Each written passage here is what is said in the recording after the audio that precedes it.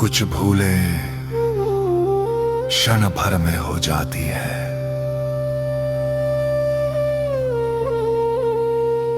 पर उनका परिणाम जीवन भर पीछा करता है।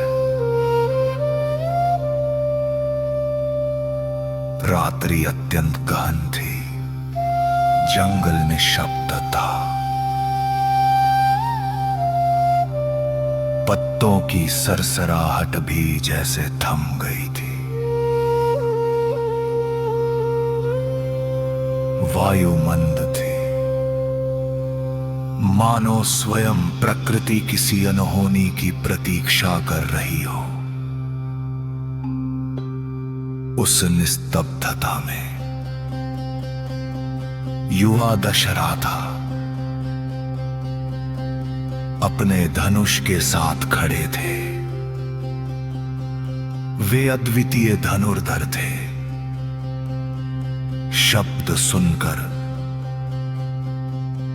लक्ष्य भेदने वाले, उन्हें अपने इस कौशल पर गर्व था।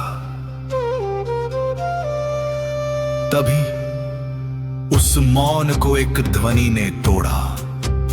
छपाक, पानी की हल्की आवाज। दशरथ के लिए वो कोई पशु था, एक साधारण शिकार। उन्होंने बिना देखे बाण चला था। बाण वायु को चीरता हुआ गया और लक्ष्य पर लगा, पर कोई गर्जना नहीं हुई, कोई पशु नहीं तड़पा। एक मनुष्य की करुण ध्वनि उठी। दशरथ व्याकुल होकर उस दिशा में दौड़े, और जो उन्होंने देखा वो उनके जीवन का सत्य बन गया। वहां एक युवक पड़ा था, उसके शरीर से रक्त बह रहा था। हाथ में एक घड़ा था, जल भर रहा था। श्रीवका श्रवण अपने अंधे माता पिता का एकमात्र सहारा, वो उनकी सेवा में लगा था। उनके लिए जल लेने आया था। दर्द से कराहते हुए उसने कहा, राजन, मैंने आपका क्या बिगाड़ा था? दशरथ निशब्द थे, उनके पास कोई उत्तर नहीं था। श्रवण ने कठिनाई से कहा,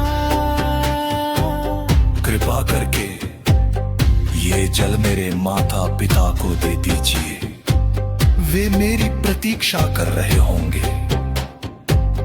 दशरथ कांपते हुए उस स्थान पर पहुंचे जहां उसके माता पिता बैठे थे। वे अंधे थे, पर उनके हृदय में विश्वास था। उन्होंने मुस्कुरा कर कहा,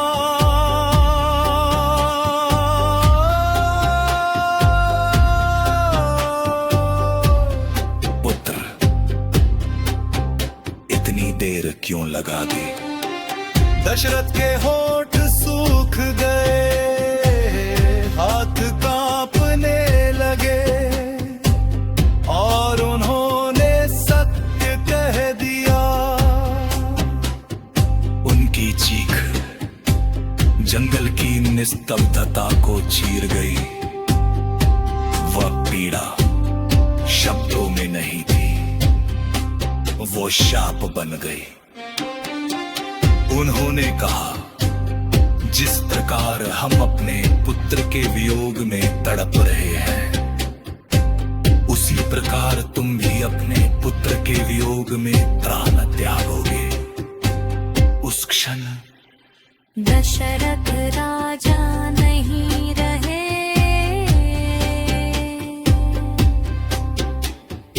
वह एक अपराधी बन गए जो अपने ही कर्मों के भार तले दब गया। उनका धनुष भारी लगने लगा, उनका शौर्य व्यर्थ लगने लगा।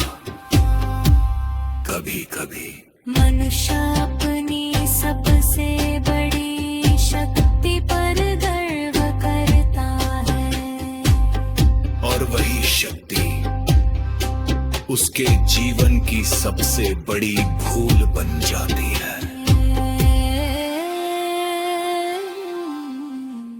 दशरथ लौट आए,